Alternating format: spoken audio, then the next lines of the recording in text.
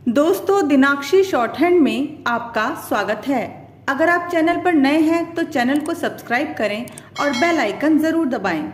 आज की साहित्य डिक्टेशन का यह 40वां दिन है। लगभग 400 शब्दों की यह डिक्टेशन 80 शब्द प्रति मिनट की गति से बोली जाएगी। अगर आपको इस डिक्टेशन के एडवांस आउटलाइंस और वाक्यांश की आवश्यकता है तो आप हमारा पेड बैच ज्वाइन कर सकते हैं। हमारे पेड बैच को ज्वाइन करने के लिए आप डिस्क्रिप्शन बॉक्स में दिए गए मोबाइल नंबर पर व्हाट्सएप कर सकते हैं। तो चलिए डिक्टेशन को स्टार्ट करते हैं। डिक्टेशन स्टार्ट होगी 5 सेकंड बाद। Ready, start. भारतीयों के अत्यधिक संख्या में ब्रिटेन में होने और सैकड़ों वर्षों तक अंग्रेजों के भारत में रहने के परिणाम स्वरूप अंग्रेजी शब्दकोश में भी हिंदी के कुछ शब्दों जैसे लोटा, लाठी, पूरी, रोटी इत्यादि को शामिल किया गया है। किसी भाषा में अन्य भाषा के संज्ञा शब्दों का प्रयोग तो सामान्य बात है, किंतु अनावश्यक रूप से विदेशी भाषा के शब्दों का बहुतायत में प्रयोग किए जाने के कारण उस भाषा की गरिमा नष्ट होती है एवं उस पर प्रतिकूल प्रभाव पड़ता है। हिंदी के साथ आजकल यही समस्या है। वैश्वीकरण के वर्तमान युग में हिंदी भाषा के प्रयोग में बदलाव देखा गया है और वैश्विक भाषा से प्रभावित देखा गया है, क्योंकि वैश्वीकरण के इस युग में मानव की एक प्रजाति दूसरी प्रजाति के अत्यधिक निकट आई है, जिससे उनके बीच सभ्यता संस्कृति का आदान प्रदान हुआ है और इस आदान प्रदान की प्रक्रिया में विश्व की भाषाएं भी अछूती नहीं रही हैं।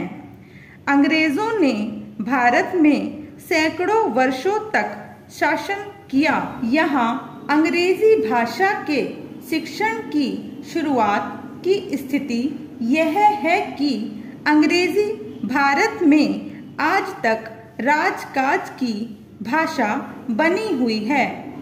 इसलिए भारत की सभी भाषाओं में अंग्रेजी के शब्दों का अधिकाधिक प्रयोग होता है, किंतु पिछले कुछ वर्षों में हिंदी भाषा में अंग्रेजी के वाक्यों का भी बहुतायत में प्रयोग होने लगा है। साहित्य समाज का दर्पण होता है। यदि समाज में सामान्य बोलचाल में ऐसी भाषा का प्रयोग बढ़ा है तो साहित्य भी भला इससे अछूता कैसे रह सकता है। आज साहित्यकारों ने भी इस प्रकार की भाषा का प्रयोग करना शुरू कर दिया है। इंग्लिश के प्रयोग के उपरोक्त कारणों के अतिरिक्त और भी कई कारण हैं। पिछले कुछ वर्षों में भारत में व्यावसायिक शिक्षा में प्रगति आई है।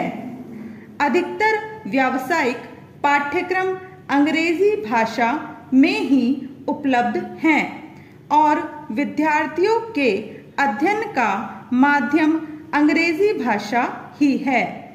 इस कारण से विद्यार्थी हिंदी में पूर्णतः निपुण नहीं हो पाते, क्योंकि अंग्रेजी में शिक्षा प्राप्त युवा हिंदी में बात करते समय अंग्रेजी के शब्दों का प्रयोग करने को बाध्य होते हैं। हिंदी भारत में आमजन की भाषा है।